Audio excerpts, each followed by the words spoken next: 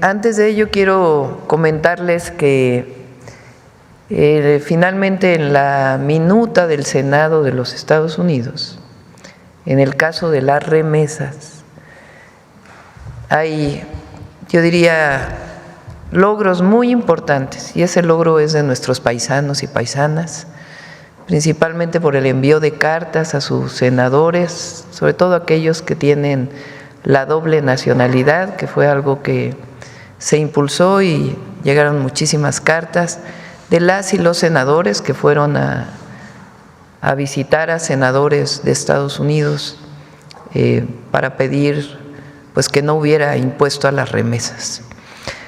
¿Cómo queda la redacción? Queda 1%, pero solamente para las remesas que se envían en efectivo. Todas las transferencias electrónicas tienen 0% de impuesto y más del 90% se envía por transferencias electrónicas.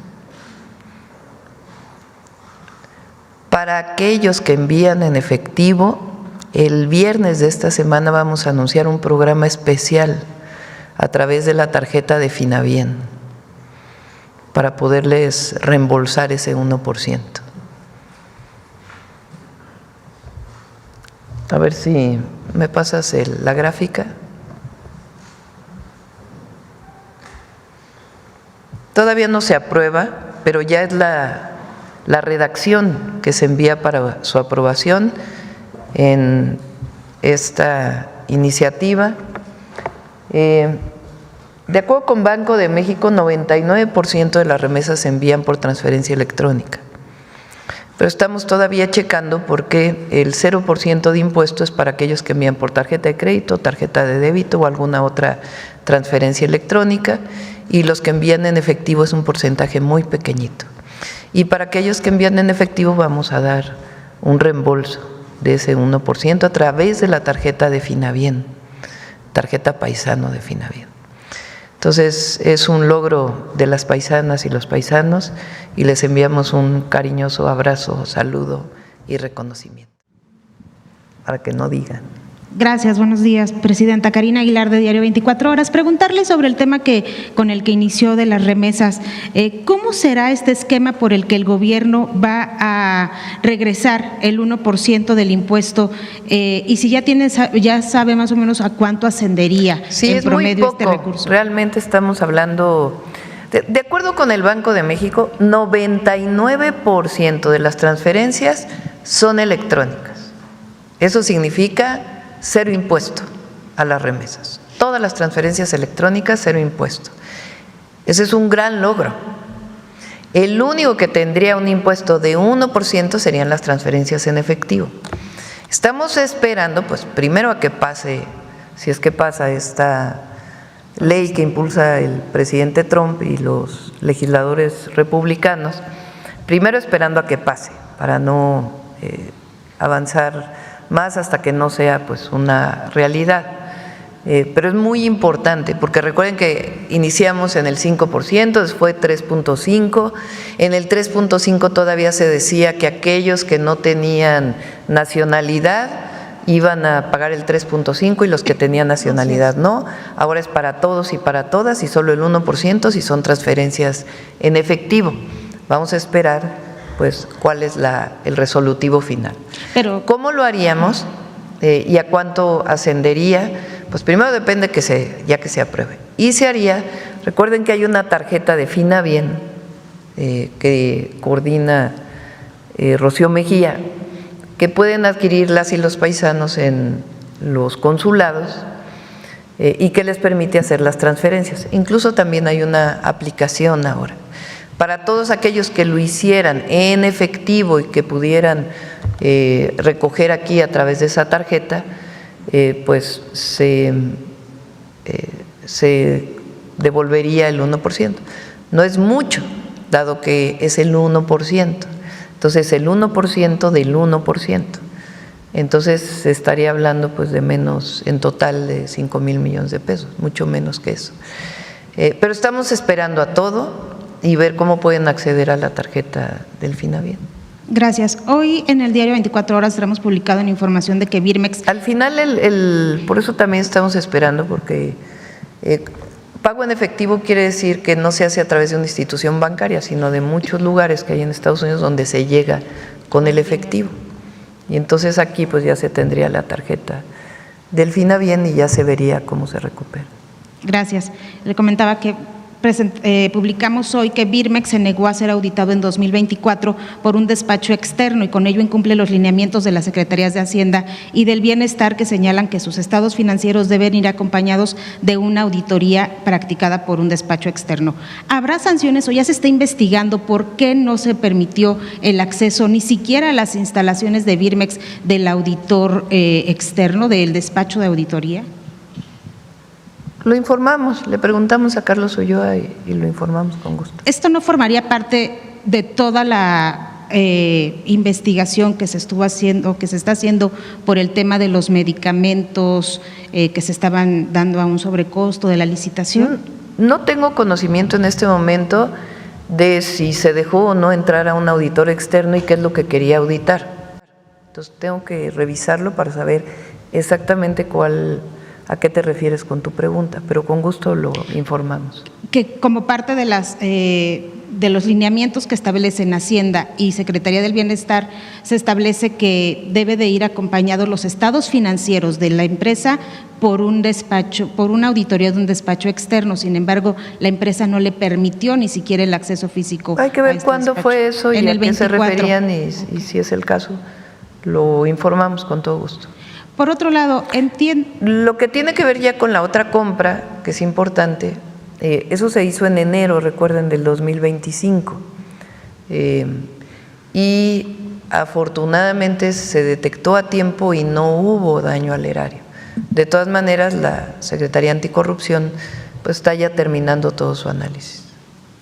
Por otro lado, entiendo que fue una noticia falsa el tema de que Hugo López-Gatell se iría a la No, es día OMS. de veras. Entonces sí, ¿está Sí, confirmado? ¿cómo no? Claro que sí. Usted lo acaba de… Yo lo nombré, sí, yo lo propuse. ¿A partir de cuándo? Sin problema, lo puedo decir. ¿A partir de cuándo? La fecha en donde él se iría, pues ya no tengo exactamente la fecha, pero sí es como representante de México ante la Organización Mundial de la Salud. ¿Y enviará el nombramiento al Senado de la República? No se requiere nombramiento al Senado. Buenos días, Presidenta. Arturo Pavón, de Chapucero y Efecto Colateral. Bueno, sin duda nos llena de orgullo esta situación que va a suceder en este año con el aniversario 700 de la Fundación de Tenochtitlan. Preguntarle a usted, Presidenta, hemos notado que durante este gobierno, que lleva apenas casi el año, Sí, ya cumplimos 9 meses. ¿sí? Usted se ha mostrado tal vez un grado más mexicanista, más nacionalista que el mismo presidente López Obrador, que dejó bases muy sólidas. ¿Cómo le hacen aquí? Durante muchos años, en el letargo que quedó México en los gobiernos anteriores y luego el periodo neoliberal, tal vez en los actos que mostró el general, dentro de otros 700 años, vayan a hablar del quinto acto en el que México tuvo una neograndeza debido al progreso que se está teniendo actualmente. Preguntarle a usted, ¿qué es lo que hace que el pueblo de México, usted que ha tenido tanta interacción con tanta gente en sus giras, qué es lo que hace que el pueblo de México valga la pena esta lucha, estas levantadas temprano, estas giras de fin de semana? Bueno, pues para eso llegamos a la presidencia, para servir y para avanzar con la transformación. Nos ha tocado un periodo en la relación con Estados Unidos, en donde pues ha sido muy importante la defensa de la soberanía. Muy importante. No se hubiera presentado a lo mejor con otras características. Y la defensa de México pues tiene que ver con el reconocimiento de nuestra historia. Pero además hoy el pueblo de México tiene una fuerza distinta. El pueblo de México, con la Cuarta Transformación, con el presidente López Obrador, recuperó su dignidad.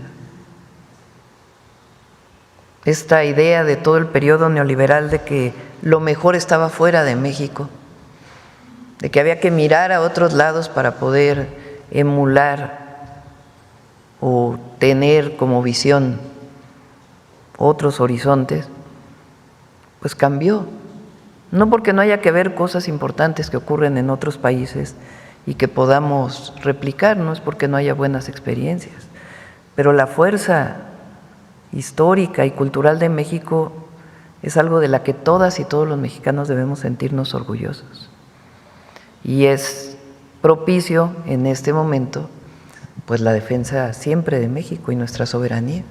Y solo reconociendo nuestra historia y la dignidad del pueblo es como la podemos defender y avanzar, porque no es la defensa de la presidenta, es la defensa del pueblo de México. ¿Trasciende las fronteras? Sí, pues todos los mexicanos que están del otro lado de la frontera, para empezar, 40 millones de mexicanas y mexicanos.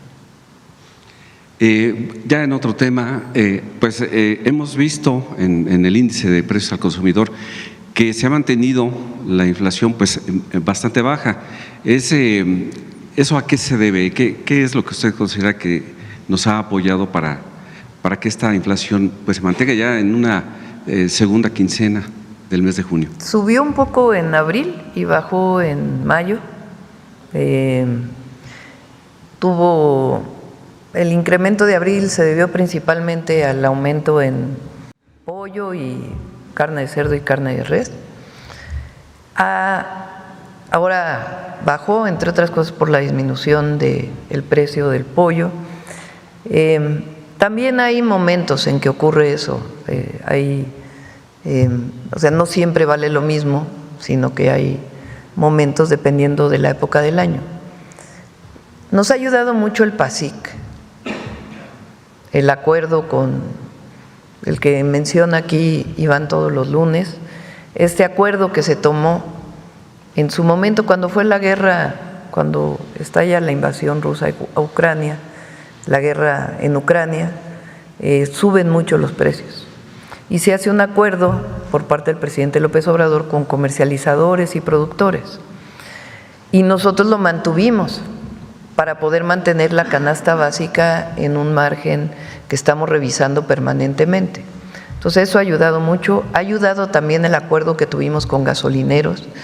Recuerden que la gasolina hace principios de año estaba sobre 26 pesos, 27 pesos en algunos lugares, y en un acuerdo voluntario logramos que no aumentara por encima de los 24 pesos. Todavía hay algunas gasolineras que lo tienen, pero la mayoría está en este acuerdo.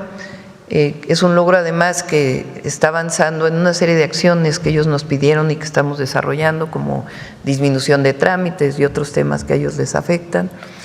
Entonces todo eso ha ayudado a que no haya un aumento importante en la inflación. Pero lo importante aquí es decir que durante años se dijo que si aumentaban los salarios iba a haber aumento de la inflación, que si había más programas de bienestar iba a haber aumento de la inflación. Y se demostró que eso es falso, absolutamente falso. Incluso la tasa del Banco de México acaba de bajar otra vez, que es importante para las inversiones, y aún así bajó la inflación. Y ya como tercera pregunta, con estas acciones que ha tenido el secretario de Seguridad junto con el demás Gabinete de Seguridad Federal, ¿se puede estimar que, México va a repuntar en cuestión de seguridad sobre las acciones que está haciendo los Estados Vamos a avanzar, eso no tiene duda. En 9 meses disminuimos, 8 meses, porque todavía no está el dato de junio, en 8 meses disminuimos 25% los homicidios dolosos y prácticamente todos los delitos. Estamos trabajando en un plan para atender el tema de la extorsión, que es el único delito que ha aumentado, pero todos los demás han disminuido, particularmente homicidio doloso, aún con situaciones especiales en distintos estados de la República. Ha disminuido. En Guanajuato el trabajo conjunto pues permitió una disminución de más del 50% en estos 8 meses. Y en prácticamente todos los estados de la República ha disminuido, con excepción de Sinaloa, que aumentó en los últimos 2 meses, y esencialmente, en los demás hay una disminución. Y Sinaloa, pues ya sabemos las particularidades del caso. Pero lo estamos atendiendo, no, vamos a seguir trabajando y estoy segura que vamos a lograr más también en Sinaloa. Con alrededor de 20,000 detenidos en lo que va de su gobierno, ¿hacia dónde van? ¿En qué cárceles están? ¿Se piensa abrir nuevos centros? Hay una política también para los centros penitenciarios, ya la vamos a informar en su momento. Muchas gracias. Gracias.